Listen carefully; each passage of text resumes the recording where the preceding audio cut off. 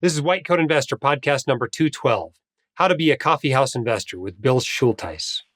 Today's episode is sponsored by Set for Life Insurance, founded by its president, Jamie Fleischner, in 1993 while attending WashU in St. Louis. Since then, they've helped thousands of physicians and professionals with their term life and disability insurance needs. As independent brokers, they work on your behalf to shop around to find the most suitable products at the most cost-effective rate. Their significant expertise and down-to-earth style helps you move through the process smoothly without any pressure. Because of their volume and exceptional reputation, the relationships they've developed over the years, they have access to special services not available elsewhere in the industry, including special discounts, priority underwriting handling, on some occasions, exceptions in the underwriting process.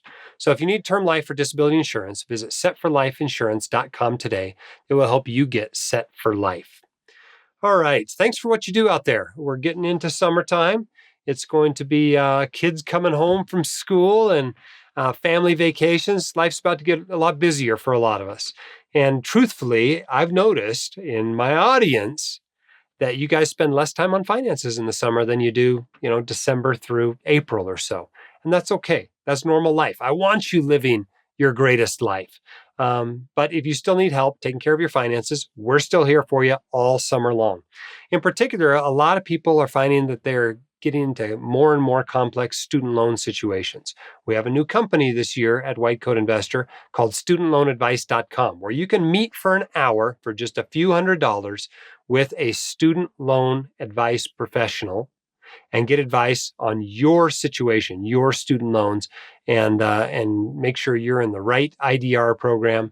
Make sure you understand the implications of forgiveness programs or when you should refinance, how you should file your taxes to maximize the amount you can get forgiven, those sorts of issues. So if you need help with that, check out studentloanadvice.com. All right. Quote of the day today comes from Dan Cohn. I think some people get confused in thinking that deferring consumption is useful for its own sake. The only reason to save or defer consumption is to enable more consumption in the future. And I think Dan's right about that. I think that is good advice. All right. We have an interview today. Let's get him on the line. All right. We have a special guest on the White Coat Investor podcast today. We have Bill Schultheis. Am I pronouncing that right, Bill? Close enough. Schultheis. Schultheis, okay, who I have known about for a long time, and he may not realize this, but he had a significant effect on my investing life as well as that of my parents.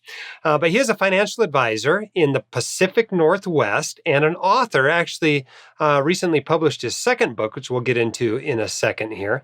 But welcome to the White Coat Investor podcast, Bill. Thanks, Jim. It's an honor to be involved in your work. Well, let's start with telling us a little bit about you and your upbringing and maybe how it affected your views on money.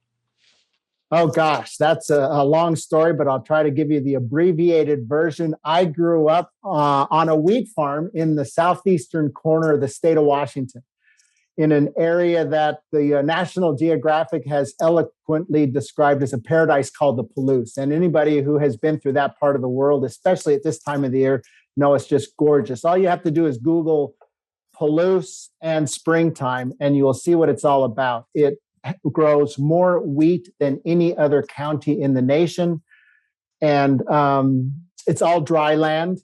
And our farm was, I think, the most beautiful farm in the world. It was on the banks of the Snake River Canyon, and I was actually over there this past couple of days. My brother and I, we share a Cessna 182, and I flew that over to see her. My father passed away 5 years ago. But really, I share a lot of my experiences of growing up on the farm. It really formed who I am today, including how I look at money and how I manage assets and how I work with clients. And my parents grew up, were raised, they were born in the Great Depression.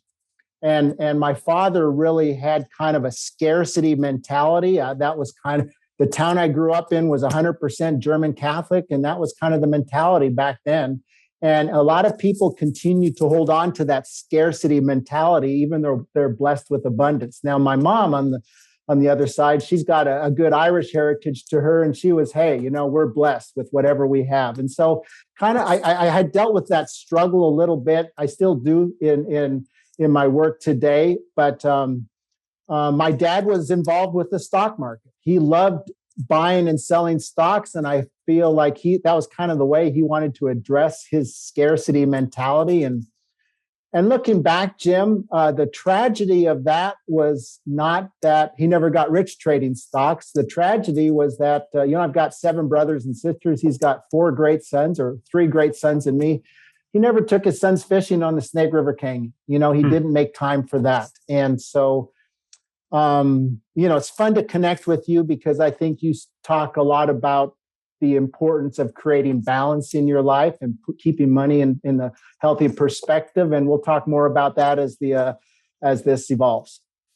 You're absolutely right. Obviously, we don't live to make money. I think money is to pay for the life we want to live. And I love that you mentioned the Snake River. I spent some time on the Snake River last year. It was not the Snake River that goes by your house, though. Same river, just way, way upstream. I was up in Alpine Canyon near Jackson Hole, but it is the same river that goes right by your farm. So eventually it's the same water there. Have you been down Hell's Canyon there, a little bit closer to your house?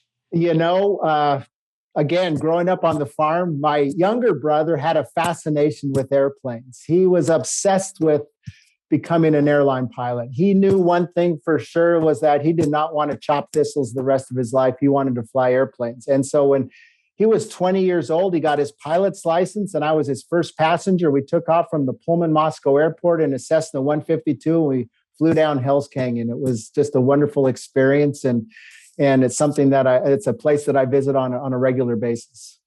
So tell us a little bit about your education and career up to this point. At some point, you left that farm. So, I realized that I didn't want to be a hired man the rest of my life working for my dad. And so I got out of town. I spent 3 years, graduated from Texas A&M, but I still was drawn to stocks and commodities. And so I spent my first year out of college working at the Chicago Board of Trade.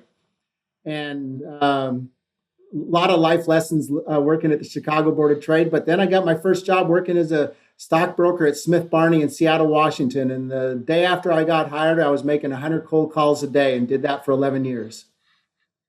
A lot of lessons learned there too, I'll bet. And I'm sure we're going to get into some of those. Lots of good memories.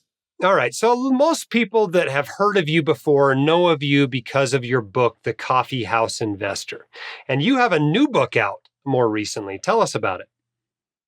So I wrote The Coffeehouse Investor, the first book, 22 years ago. I got out of the brokerage business, had no idea what I wanted to do with my life. And out of that, wondering what I was going to do, I felt there was an enormous opportunity that was starting to evolve in the investing landscape, that of investing in low-cost index funds. Burton Malkiel had written his book. John Bogle was doing some great things at Vanguard. And I felt there was an opportunity to share this investment philosophy with people like my 7 brothers and sisters, people who are doing great things with their lives. They're involved in their careers, their families, communities. And, my brothers and sisters, they don't want to pay attention to the stock market. They've got better things to do with their lives. And that was the audience that I focused on with my first book. And that's a story in itself. I got a great editor and publisher, the folks who worked on The Millionaire Next Door, which is part of the Coffeehouse story, Save More Than You Spend. And out of that came an opportunity to write a weekly column in one of the local newspapers here in the heart of Microsoft country, Boeing country. This was about 1999. And people started coming out of the woodwork saying, hey, I've been reading your column, and after 30 weeks of reading it, it finally has sunk in, and I want to connect with you. I want to work with you. And so out of that, the RIA firm that I'm now a part of was formed. And the second book is really an inspirational book that shares stories of people who have really embraced these 3 principles that are inherent in the Coffeehouse Investor. Don't put all your eggs in one basket. Diversify in asset classes based on your ability, on your need to take risk. The second principle is there's no such thing as a free lunch.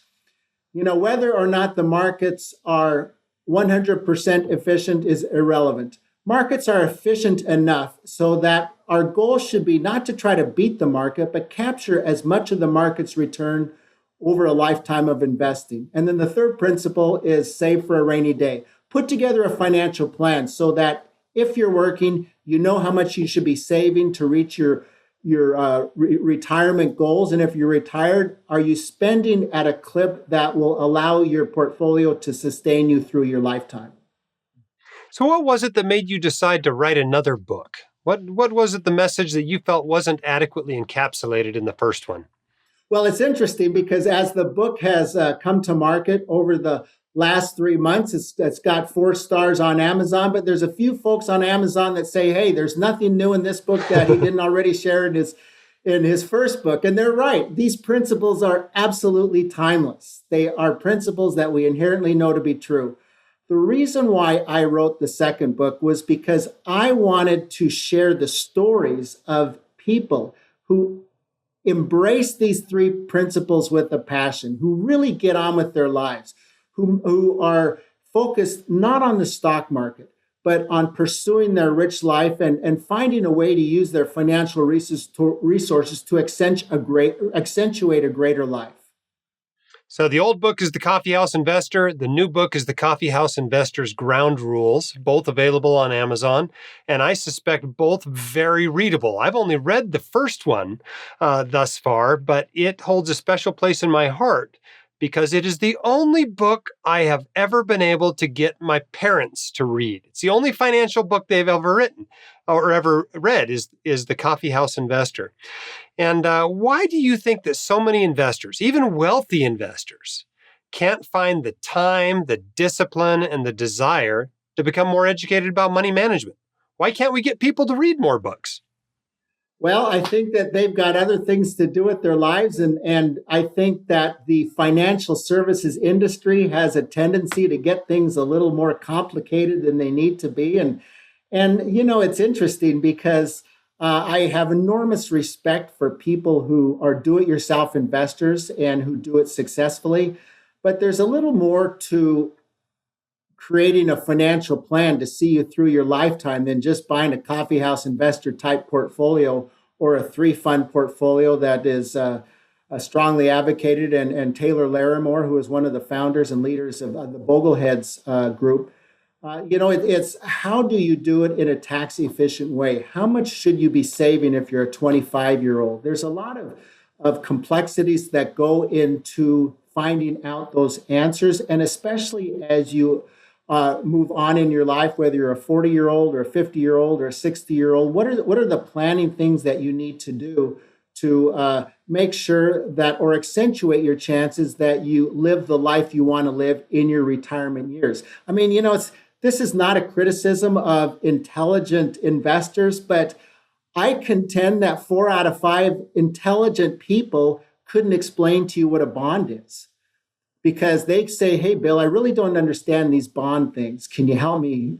Can you help me work you through it? And now they're more afraid of bonds than ever before because we're talking about inflation and spending that's going through the roof and how it's going to affect my bond portfolio. And so I think that we can't really appreciate the complexities as we move forward in our life. But with that said, some people do a great job of it and more power to them. Now, in a lot of ways, the Coffeehouse Investor advocates for a fairly simple portfolio. Get things set and then move on with your life. How important is simplicity in portfolio management and financial planning? I mean, how much return should an investor be willing to give up in order to have a simpler portfolio? Well, I would contend that investors who embrace the 3 simple principles, I have those 3 principles front and center on my website, coffeehouseinvestor.com, don't have to give up anything in returns. In fact, I would say that by keeping things simple, they actually accentuate their chances of maximizing their returns over a lifetime of investing. Because the simpler you keep portfolios, the more you are apt to focus on things besides your portfolio that actually matter, like tax efficiency, like asset location, like creating a will, making sure you have enough insurance so that it covers the unknowns that you will likely be facing as you move on in your life. Now, you've written before that investors should not focus on picking top performing stocks and mutual funds, identifying leading industries and trends, predicting business and market cycles. I have a feeling that a lot of that came from your experiences at the brokerage. What experiences did you have there that led you to realize that your time is far better spent on financial planning issues rather than trying to beat the market? Well, as investors, and we may be talking a little bit more about this as our session unfolds, but there's this idea that you can get rich by investing in the right stocks. That is kind of in our investing DNA. And it can be very challenging for investors to kind of switch gears and recognize that the goal isn't to pick the top companies. The goal is to capture the market's return over a lifetime of investing, especially in the short run. Companies have no control over the price of their stock in the short run. It's driven solely by the emotions of investors. And so when you're buying, a Starbucks or a Boeing or a Microsoft here in the Northwest, you think, oh, Microsoft's going to be, or Starbucks is going to be expanding their footprint across the world, and I want to be a part of that and capture that growth. But that's already built into the price of their stock. And so what you're really doing is you're trying to be smarter than the thousands or the millions of investors that are out there. And the top professional stock pickers have a hard time doing that. So what I learned in working as a stockbroker at Smith Barney was that it's pretty darn hard to beat the market over time, and that the more you capture the market, the more you focus on the longer term, capturing the market's total return, the better off you're going to be. So what was it like being a broker, making 100 cold calls a day? Tell us what that was like. Well, it was a real fascinating experience. And one thing I learned early on is I'm not a salesman. Some of those folks that I worked with at Smith Barney, I still communicate with them. They're doing great in the financial planning arena. But I actually gravitated towards bonds, tax-free municipal bonds. Back in the middle 80s, state of Washington tax-free bonds were yielding 8, 9, 10%. They were AA rated. And a lot of the high net worth investors back there, they didn't want to invest in the stock market. They wanted that income stream of tax-free bonds. And so I was one of Smith Barney's largest stockbrokers. I had clients in about 35 states across the nation, and I built a real good business selling municipal bonds. But I was 32, 33 years old. I thought, God, I don't want to be a bond salesman the rest of my life. And I had no idea what I wanted to do. And the decision to get out of the business was driven largely by a connection I had with a close friend of mine who encouraged me to get involved with Hospice of Seattle. And in working with folks who were looking at and embracing death, it caused me to kind of say, hey, I've only got one life to live. And it kind of was the force that encouraged me to move on. And now as a financial planner and as an advisor, I look back on that hospice experience and with the clients we have, embracing how they move through life, having the discussions of how are they going to live a safe and healthy and emotionally secure life as they grow older really comes back to serve me well. Now, it's funny you mentioned that. That segues me into my next question pretty well.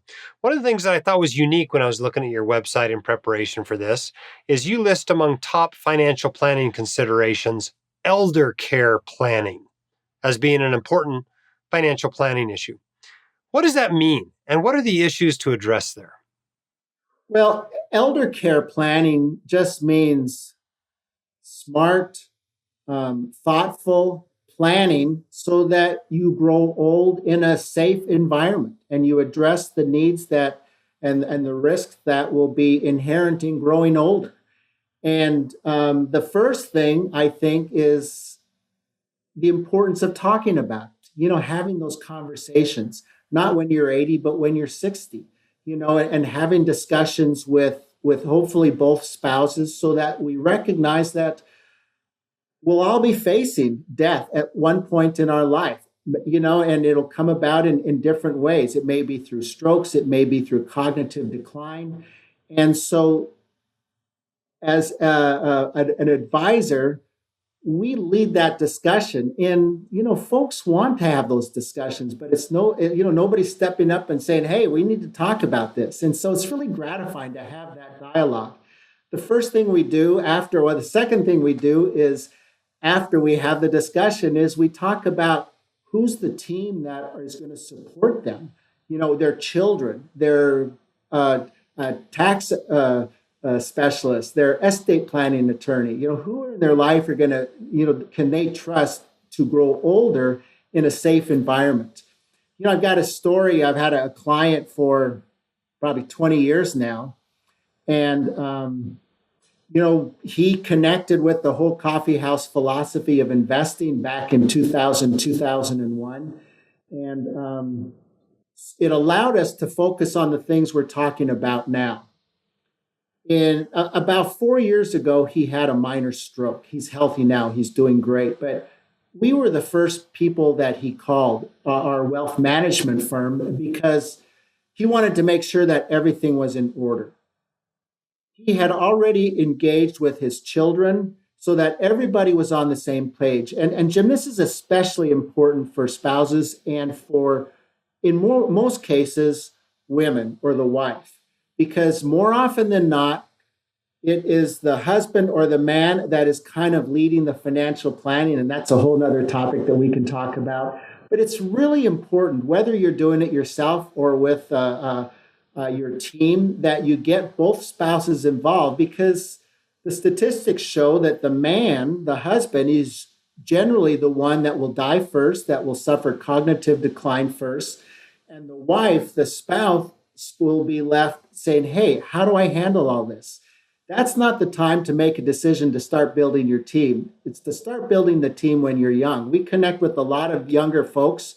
We encourage them to have those discussions with their parents. So, how do you create an environment that's safe? The whole elder care planning is fascinating today. In today's Wall Street Journal, there was an article about Microsoft spending $16 billion to buy a company that's going to help digitally address the elder care planning. There was another article that I came across where Biden has a plan for $400 billion for home care. There seems to be a big movement, and COVID certainly has accentuated it, to allow people to grow older in their homes in a safe environment.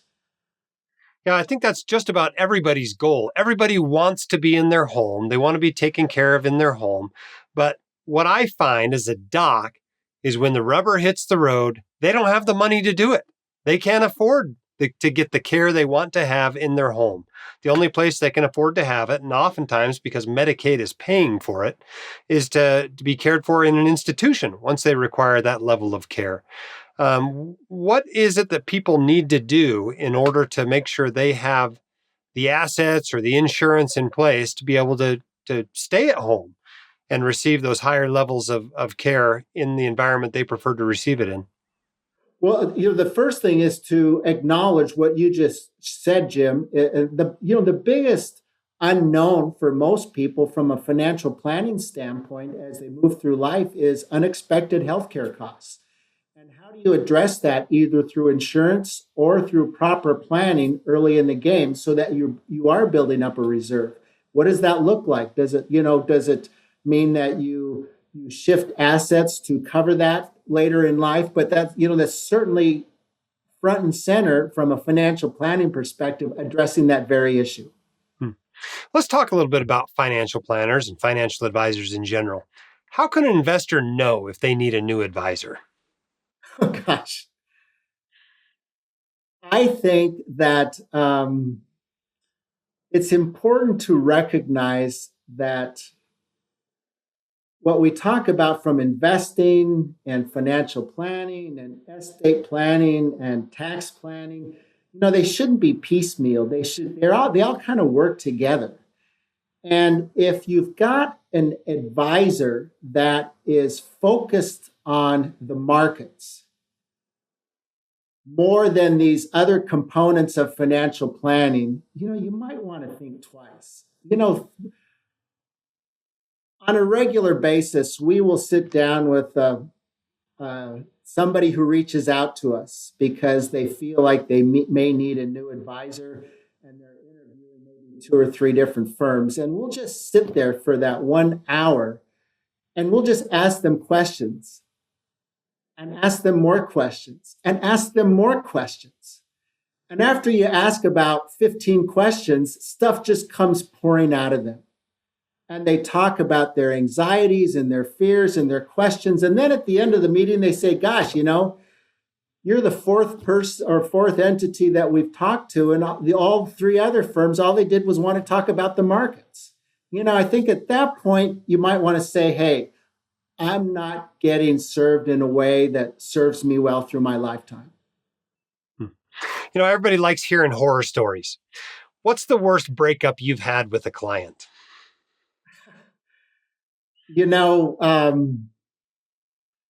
There are two instances that I'll share with you, and you can probably relate. Jim, I have enormous respect with what you have done with White Coat Investor. If I had your energy, I'd be dangerous. It's just amazing how you have been able to touch people's lives with the work that you do in allowing people to have clarity on what's important to them. But folks in the medical arena, they're interesting characters. And I'll share a little bit more about how my RIA evolved because I think it's appropriate for this discussion. But there are a few doctors that seem to always want to get the next hot thing because they fear that they're missing out on something. And in two different instances, well, one in particular, I connected with a doctor. It's probably 17, 18 years ago. He connected with the Coffeehouse investor and he said, hey, I really like this. I want to work with you, but I'm talking with another firm. And he decided not to work with us. He ended up working with another entity. And, sure enough, 8 years later, he got involved in this unknowingly, a Ponzi scheme. One of the biggest Ponzi schemes here in the Northwest. And I'm not going to share it with you, but you can Google it. And it cost him a lot of money. And so he came back and he said, you know what? I want to work with you. And I said, sure, no problem. We will work with you. And, 6 years later, he meets the woman of his dreams and she's got this financial advisor firm that are selling them all these different alternative hedge fund type investments. And he feels he's missing out on something. And so he leaves us for the second time. And, it's like there's just, at what point does he have enough and he's going to not worry about missing out on stuff and get on with his life and focus on what's important? And I'm really blessed, Jim, because in writing the column in 2000, people started coming out of the woodwork and I didn't have a place to meet them. I was working out of my apartment in Seattle and some friends said, hey, we've got this CPA firm that would allow you to meet with your prospective clients in their conference room. And I said, that'd be great. And so I'd sit down with these people, these prospective clients who wanted me to work with me. And they would ask me questions like, well, do I have enough insurance? And what about my mortgage? And do I need a will? And I was like going, well, I don't know. Let me ask these CPAs. And it turned out this CPA firm's focus is in the medical community. Physicians, dentists, docs, and they were just a wealth of knowledge to the folks I was connecting with. They were dealing with the financial planning issues that we're dealing with today. On the flip side, these CPAs, Todd Flynn and John Buller, were doing the CPA work and the tax planning work with their docs and dentists, and they were seeing the transactions that were going through their accounts saying, hey, we need to take Bill's Coffeehouse investor stuff and integrate it with our clients' portfolios. And to make a long story short, my two partners, co-owners, John and Todd, we've now been working together for 20 years. And we continue to have a focus with folks in the medical arena. And it just is enormously gratifying to see folks who embrace the Coffeehouse investor philosophy and really focus on the financial planning issues that matter most of all. Now, my mantra when it comes to hiring a financial advisor is to get good advice at a fair price. What do you think is a fair price for financial advice? Well, we could talk all day about that. Again, I wrote a book for do-it-yourself investors. I did put in there one line that said, if you pay your financial advisor 1% and they do all the right things at all the right times, it might be worth it. And so what is a fair price? I think that, there are people chirping that, well, we should only be charging by the hour and blah, blah, blah. And my feeling is that if you come to us with a $2 million portfolio and all the value that we can add is $500, it's probably not worth your time. It's probably not worth our time to spend that hour if that's all the value. So you've got to look at what is the value that you add to a person over a lifetime of investing. About 2 months ago, I got an email from a client of ours, and they said, Bill, we want to celebrate our anniversary. Not our wedding anniversary, but our 20-year anniversary of working with you. And we know it's about this time because we reached out to you 20 years on President's Day weekend. And I look at them, they were probably 45, 50 when we connected with them 20 years ago. And we've worked with them through all different types of markets, bear markets, bull markets. We've addressed all planning issues with them. And I can't quantify it, but in my heart, I feel like we've probably added to their financial well-being, not to mention their emotional well-being. And we charge what most in the industry charge, which is a tiered rate of about 1% up to $1 million. And over that is 0.75%. And that's where the industry is kind of at right now. And it's not going to change because people who recognize it, they say, hey, there is value in that over a lifetime of investing. But some people say, there's no way I would pay a financial advisor $10,000 a year. And I'm going to do it myself. And I respect that. I have enormous respect for people who can do that successfully.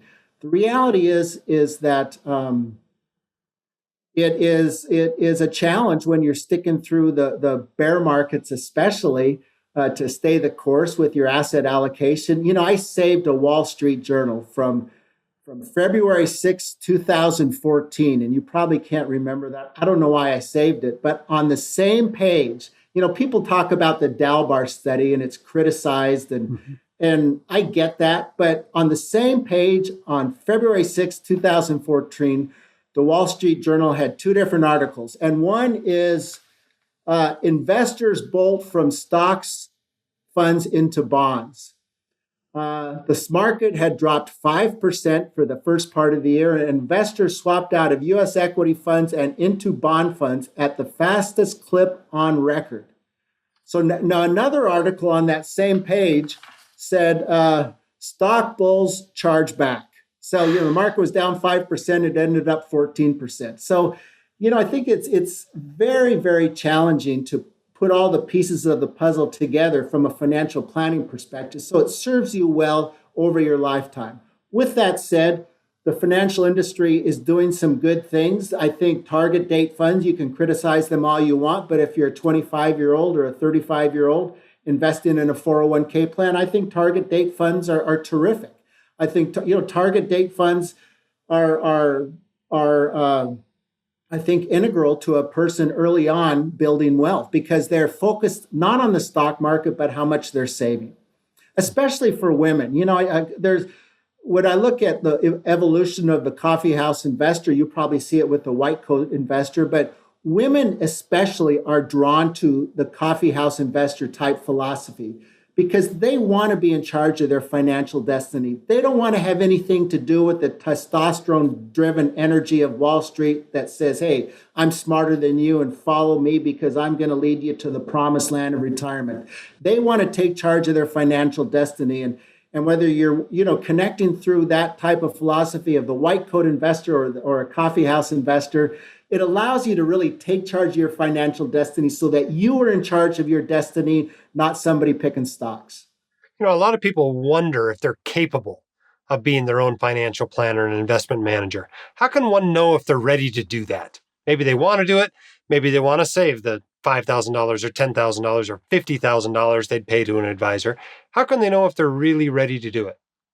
Well, I think there's at least three different types of investors when it comes to this discussion, Jim. One is do-it-yourself investors. They are obsessed about doing it themselves, and come hell or high water, they're going to do it themselves. And again, I have enormous respect for that. There's another type of investor who is doing it themselves because they don't know any alternative. And then the third type of investor is the investor who, hey, I just want to turn it over to a financial planning firm or a stock picking firm and let them have it. But I think one of the challenges is to creatively educate, and I'd like to think I'm addressing that. Certainly the white coat investor is doing a fantastic job of addressing that. Creatively educate the investor of the difference in financial planning. And I was at a seminar, I don't know, 4 or 5 years ago, and Schwab had this thing up on the whiteboard that I kind of stole from them, and it had old world, new world. Old world is pick stocks, predict trends, look at industries. New world, elder care planning, retirement planning accumulation, insurance planning, charitable giving, education planning, low-cost index or passively managed fund, asset allocation. And when clients or folks see that, they say, okay, this is what I need to focus on.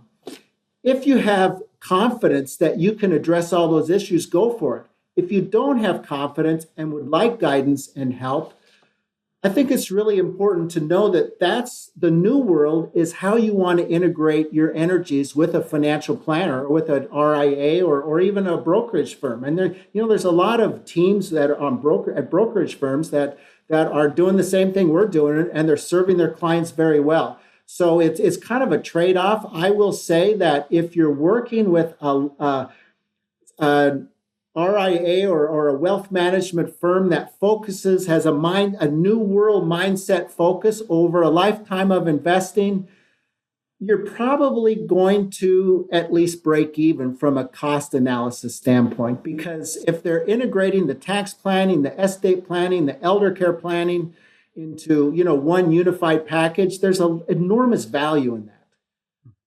Now, you've had the opportunity to work with lots of physicians and dentists over the years. What do you see as some of the classic mistakes that docs make? Well, again, I've been fortunate to work with my business partners because they have worked their entire professional careers with the physicians, with the docs, with the dentists. And what they do, first of all, is they create an awareness for the professionals on whether or not they are on track. If you've got a physicians group, or they may be making a lot of money individually, but that may not translate into being able to sell the business 10, 20 years down the road. And so it's important that folks in that profession recognize that they may have lifestyle creep that doesn't translate into a lifestyle at retirement that they're saving towards. So giving them clarity on that, I think, is enormously valuable. I think that there is a tendency for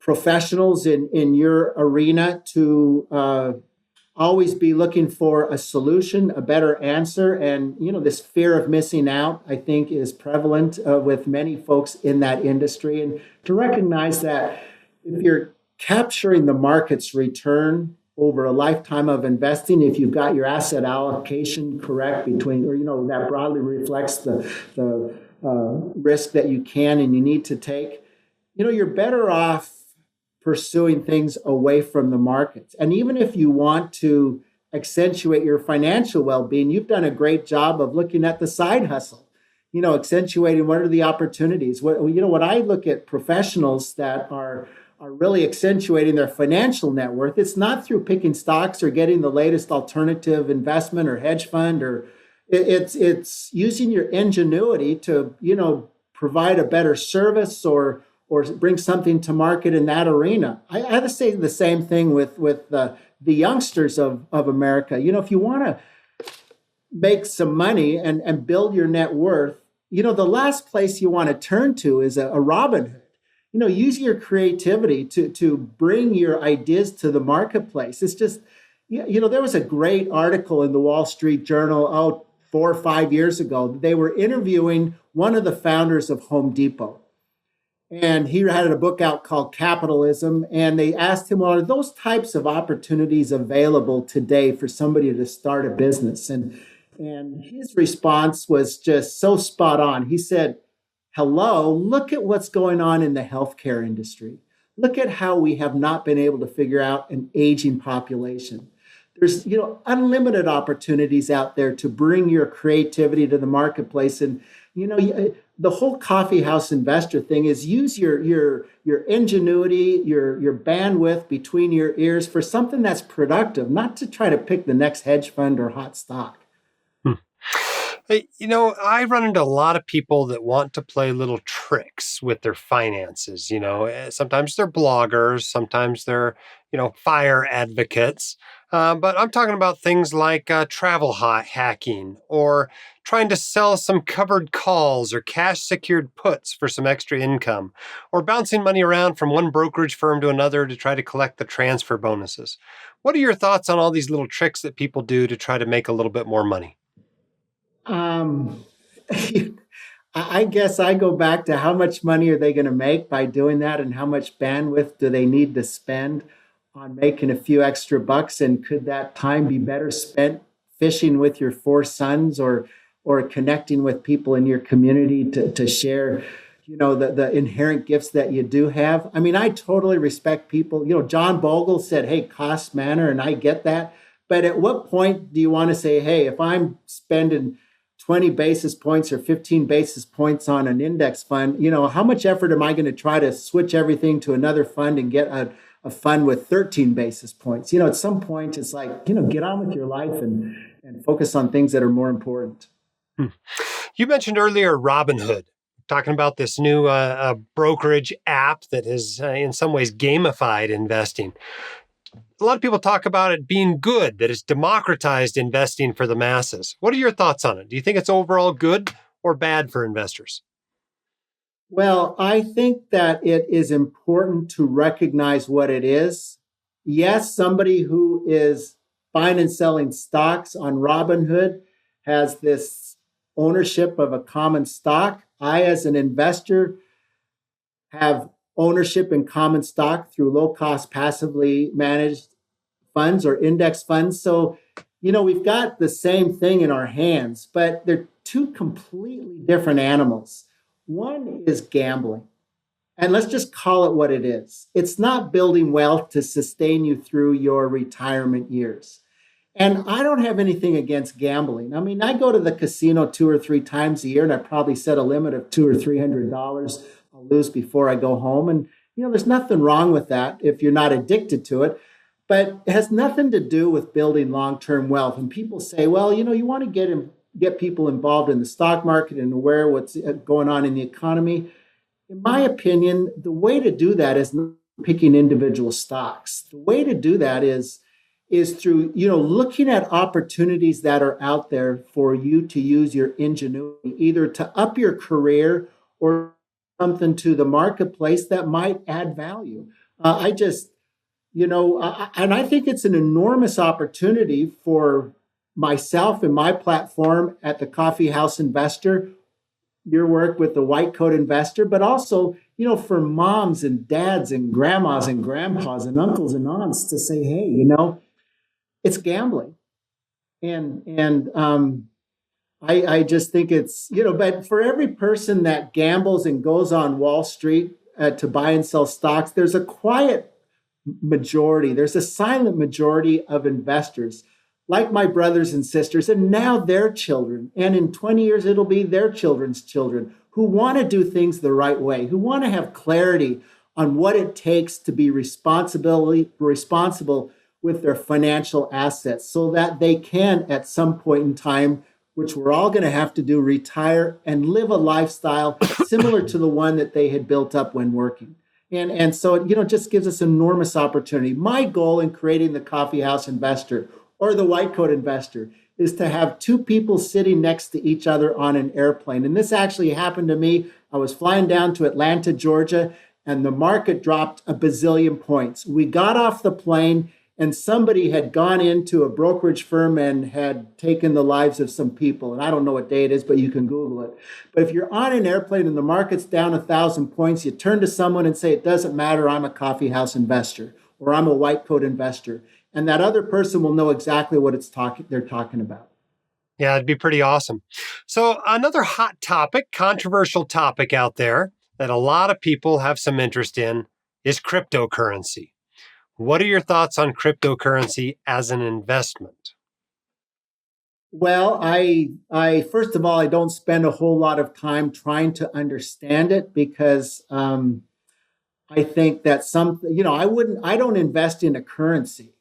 So the fact that it has crypto in front of it, I don't know if it makes it more special or not. I do know that there's some technology that is unfolding within that space of blockchain technology that, again, I don't fully understand, but I know that there are, corporations across America that are looking at how to integrate that into their platforms. So I invest in those types of companies, and the companies that rise to the top are going to be part of my portfolio over the next 20 years in the context of my passively structured portfolio. But to sit there and try to figure it out from an investing standpoint, it's a waste of time, number one. And number two, I'll probably lose my money. It's interesting because when I was working at the Chicago Board of Trade, I thought I had the commodities market figured out. I created a software program that, was making money on paper. And then I put the pedal to the metal and I opened up an account for $4,000 and I lost it all. And to that day, I don't think I've ever bought an individual stock in my life because it just, I worked too hard for that money. And again, with cryptocurrency, the the non-fungible tokens, I don't know how it's going to evolve, but I don't give it a second thought because I know how it rises to the surface and the impact it has. I'll be owning the companies that are the leaders in that arena. All right, let's talk a little bit about factor investing, i.e., tilting a portfolio maybe to small stocks or to value stocks or to momentum stocks. What do you think about that? Do you think there's merit to that? That has been an ongoing topic in the financial services arena, and it's fascinating to see it unfold. And I think the most important question that we need to ask ourselves in deciding whether or not I want to have factors in my portfolio, tilting it to small or value or whatever factor it may be, is do I have the tenacity to stick with whatever I embrace? And let's keep this very simple. The easiest way is to building a portfolio is the 3-fund portfolio, a total stock market index fund, total international index fund, total bond market index fund. Let's keep it real simple. The question that I ask myself is, do I have the tenacity to stick with that when it doesn't work? You've got other dimensions of the market that are doing better than themselves. One of the best responses that I have heard in the past 30 years that answers that question was at a Boglehead conference in Philadelphia. John Bogle, I think, was a big fan of hey, just need to buy the U.S. market. But Joel Dixon, who is one of the senior members of Vanguard's strategy team, says he invests in international for one reason, to hedge his emotions. Long term, over the next 20, 30, 40, 50 years, they're all probably return about the same. But can you stick with what you have over the next 10 or 15 years when it's underperforming? I would gamble to say that many investors cannot stick with them. I look at the portfolios that we create for our clients. I wrote about it. The Coffeehouse Investor Portfolio has a tilt towards value and small, a dose of international, some REITs. And, it paid great dividends from 2000 to 2010 when the large cap domestic stocks didn't do anything. In fact, that was an 8-year period when the S&P 500 actually lost money. But over the last 10 years, the S&P 500 has done much better than the other dimensions. We haven't had 2 clients that have really addressed it because they recognize the value of sticking with a game plan over the duration. Now, I saw yesterday on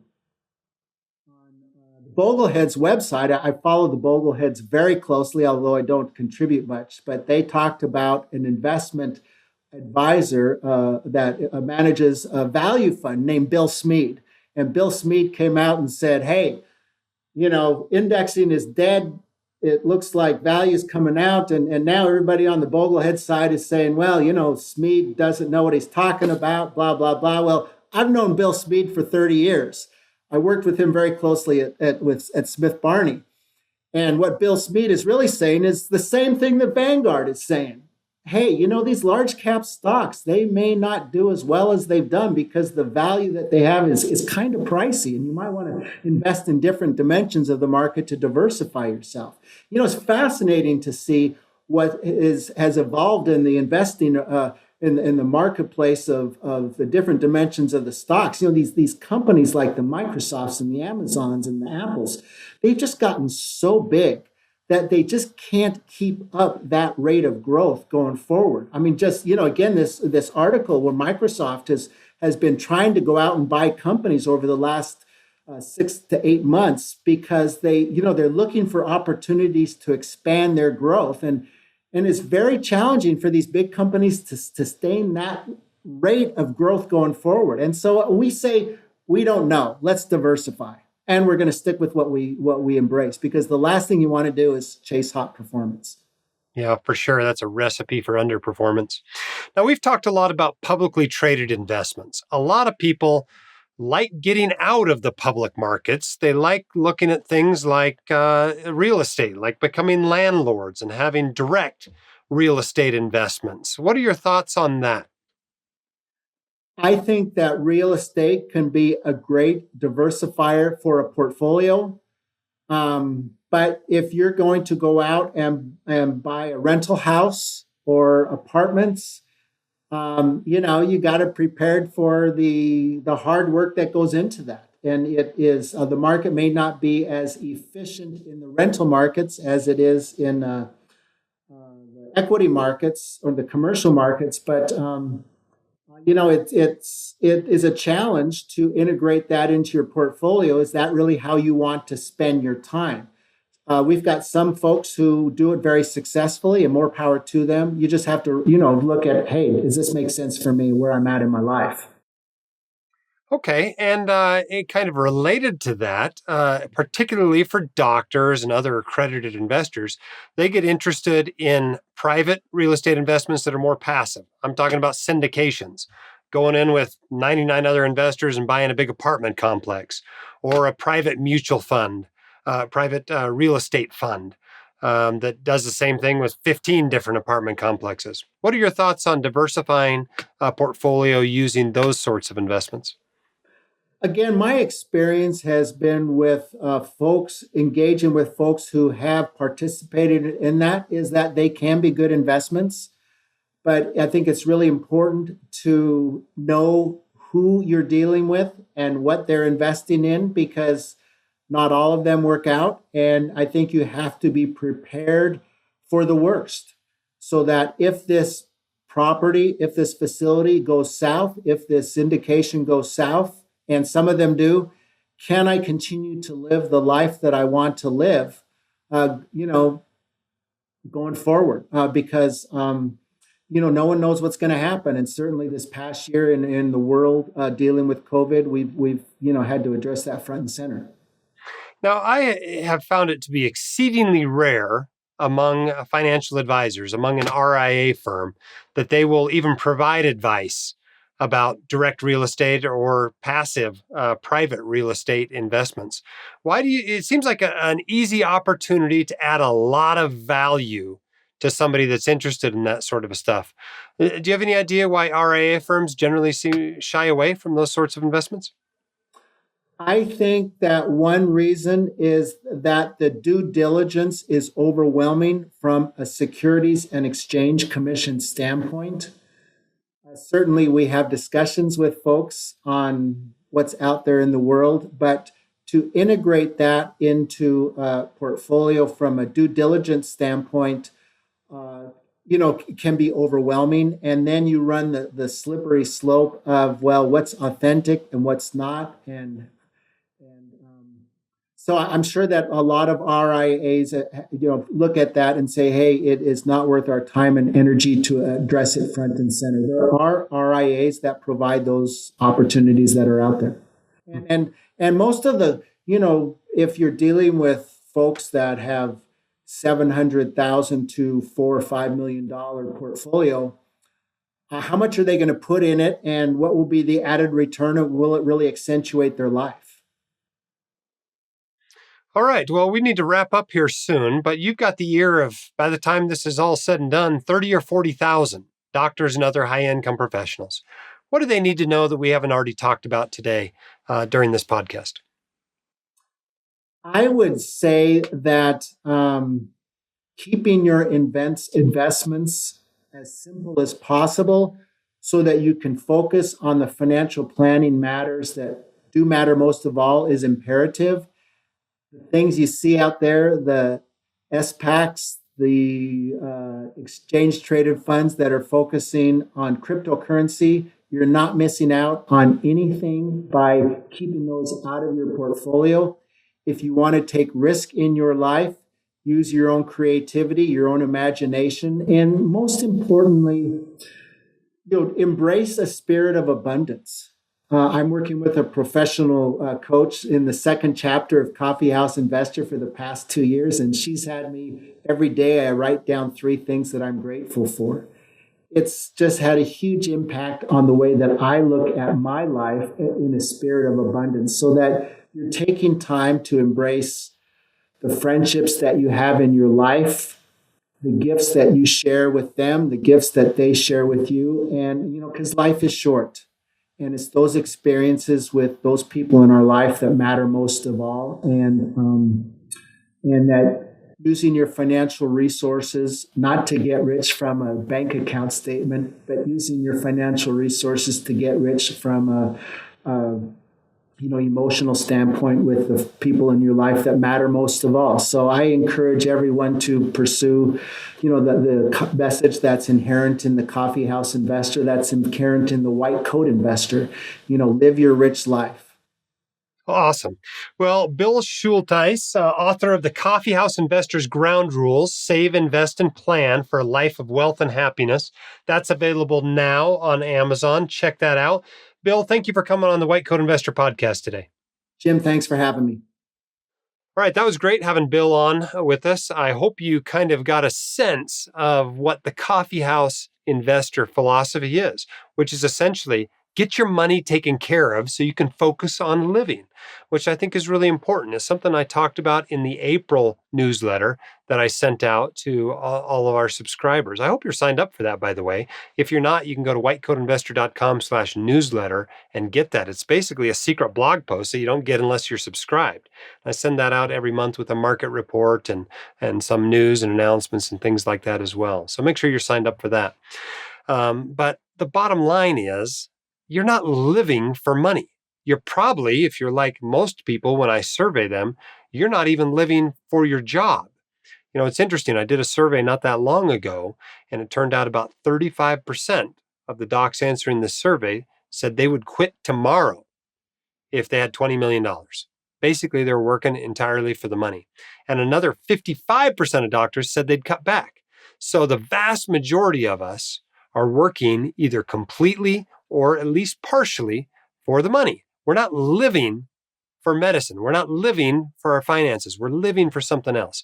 And figure what that is, and use money as the servant for that master and determine what you're living for. And I love that part about the Coffeehouse philosophy. All right, today's episode was sponsored by Set for Life Insurance, which was founded by its president, Jamie Fleischner, in 1993 while attending WashU in St. Louis. Since then, they have helped thousands of physicians and professionals with their term life and disability insurance needs. As an independent brokers, they work on your behalf to shop around to find the most suitable products at the most cost-effective rate. Their significant expertise and down-to-earth style helps you move through the process smoothly without any pressure. Because of their volume and exceptional reputation and the relationships they've developed over the years, they have access to special services not available elsewhere in the industry, including special discounts, priority underwriting handling, and on some occasions, exceptions in the underwriting process. So if you need term life or disability insurance, visit setforlifeinsurance.com today. They will help you get set for life. All right. Thanks for those of you who have left us a 5-star review or told your friends about the podcast. We really appreciate that. It does spread by word of mouth like everything else around here at the White Coat Investor. If you're needing advice about your student loans, if you're in a complex student loan situation, go spend an hour with studentloanadvice.com. It might save you tens of thousands or even hundreds of thousands of dollars. Well worth a few $100s and an hour of your time. Keep your head up, shoulders back. You've got this and we can help. We'll see you next time on the White Coat Investor. My dad, your host, Dr. Dolly, is a practicing emergency physician, blogger, author, and podcaster. He is not a licensed accountant, attorney, or financial advisor, so this podcast is for your entertainment and information only and should not be considered official, personalized financial advice.